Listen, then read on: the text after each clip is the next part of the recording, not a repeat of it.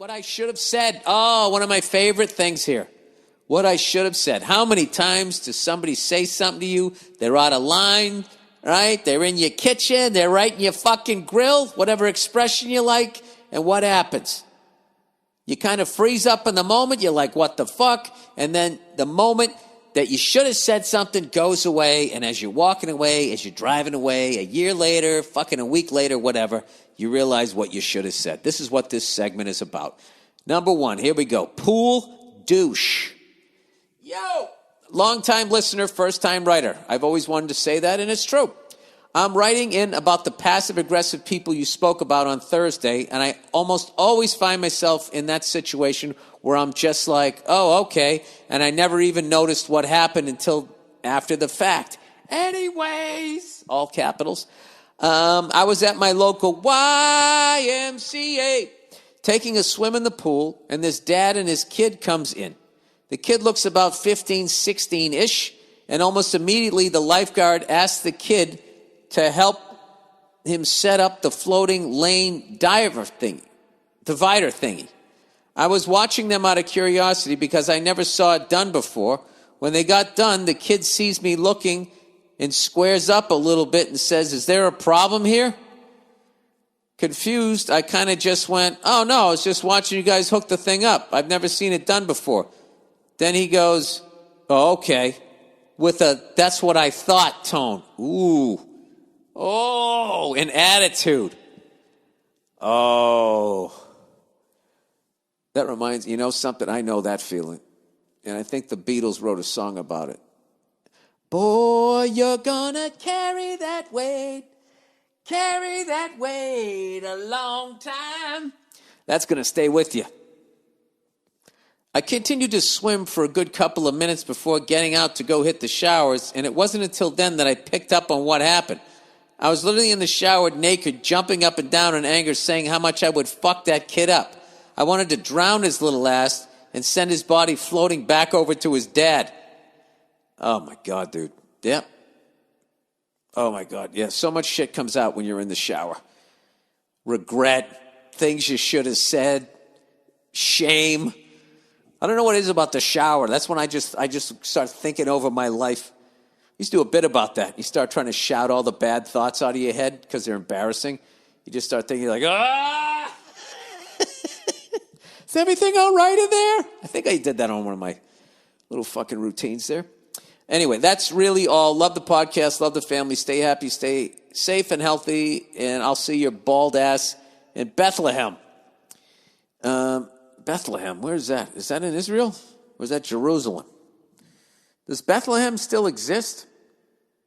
Yeah, Jesus. Bethlehem City. Well, there's one in Pennsylvania. Is there one in Israel? Anything is biblical, I just say Israel. There is. Oh, Jesus. The control of Bethlehem passed from the Ottomans to the British. At the end of World War I, Bethlehem came under Jordanian rule during the 1948 Arab-Israeli War. All right. Well, there you go. All right. We conveniently spoke around a number of groups in that little description. Shopping cart douche. All right. Hey, Billy, something insulting that starts with B. Oh, don't tap out like that. I still love Billy Babushka. Got one of those stories about wishing I had said something for you. I was 18 or 19 as working as a shopping cart wrangler at the only supermarket in town. I'm sweating my sack off. Sweating my sack off during the pre-4th of July rush to keep up with the flood of people coming in and out.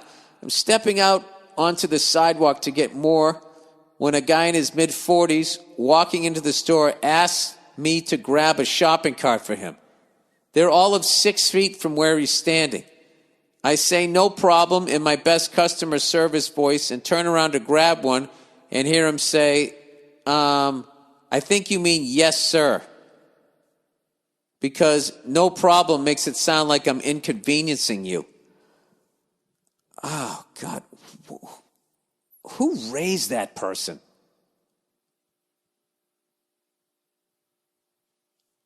You know what? You know what? At the end of the story, I'll tell you why you can actually find humor in that. I get what he means. I don't get what he means. Don't fucking be. Oh my God! Don't find an excuse for this fucking guy.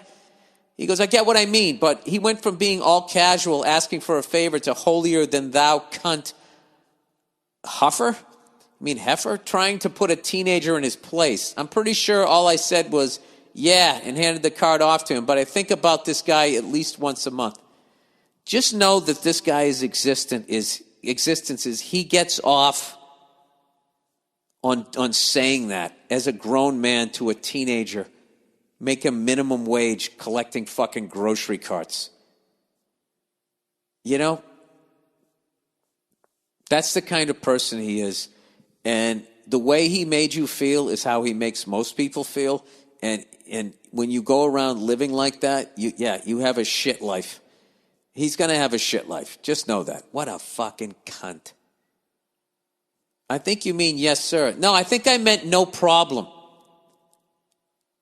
I think I meant I might shove this up your fucking ass. Now I'm upset with this fucking guy. Oh, God.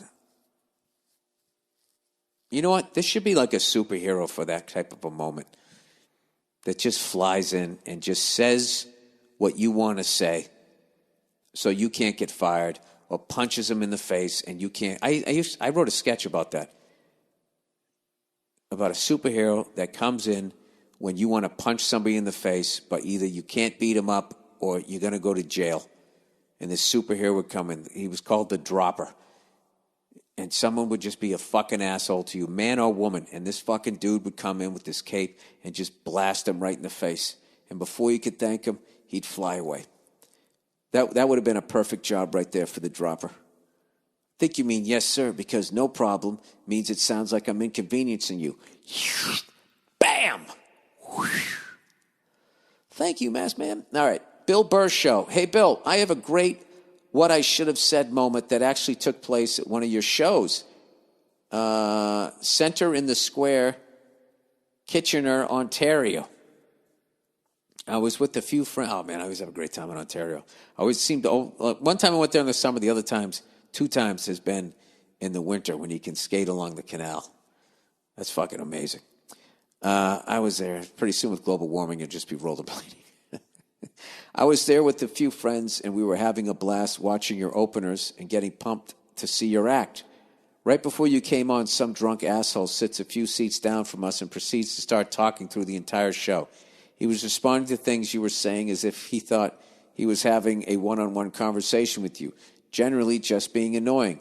A few minutes go by when I finally say, hey, shut up, to which he responds, hey, why don't you mind your own fucking business, in an extremely aggressive tone.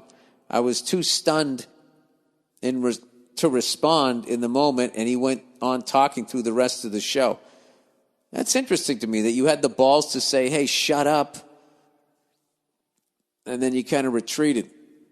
I've been there too. Sometimes this moment pops into my head and I think about what I should have said. Maybe something like, I paid X amount of dollars to see this show, so it is my fucking business. Or something to that effect. What do you think? You know what most of these are? It's just you're raised right and you have too much to lose. Someone who comes in that fucking drunk and acts like that much of a douche, they don't care about just starting swinging on somebody and going to jail and having a court case and all of that type of shit. And the reality is, so many people have these stories because you're a fucking adult and you can't walk around.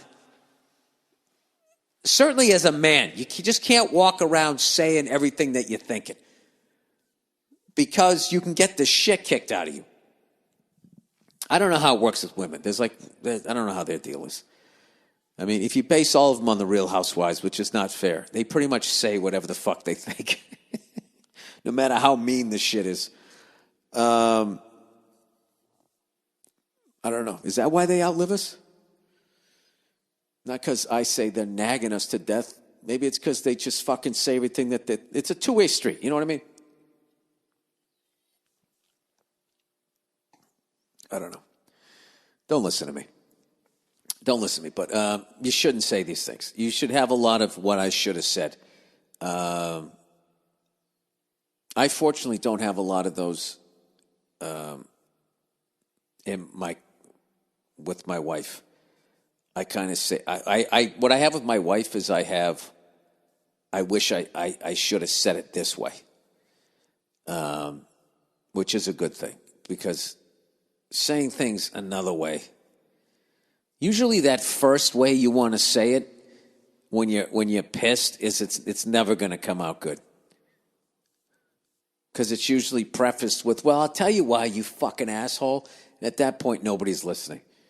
It's like you have to somehow master your emotions and just be like, I don't know, I'm telling a story right now on stage about this great argument I got into with my wife, where she was right, and I acknowledged that she was right, and then I wanted her to do me a favor, and then it's a long fucking convoluted fucking thing here. I don't even know if that's the right word.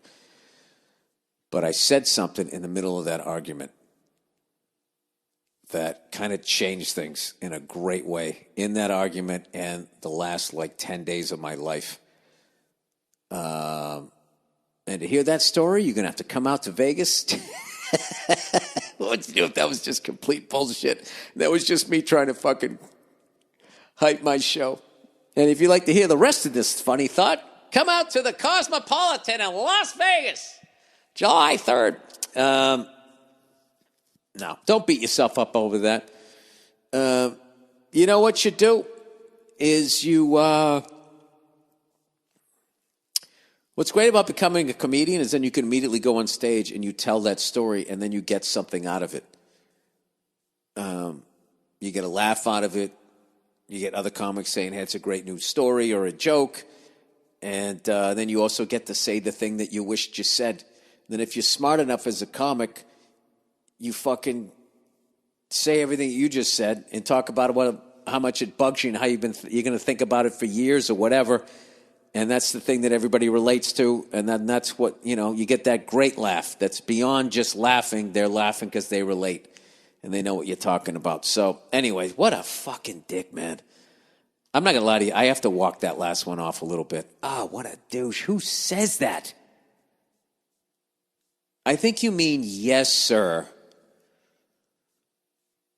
I mean, does that even sound like something that a person would even say in that moment? Doesn't that, to me, that sounds like, like a bad movie where they're showing where they're overly writing a character. Like, this person's a dick just for the sake of being a dick. Like, there's no backstory. Like, this guy's an asshole. This guy is nice. When you're watching a terrible movie, there's no layers to anything. They're not even people. They're just they're adjectives. Asshole, hero, hottie, right?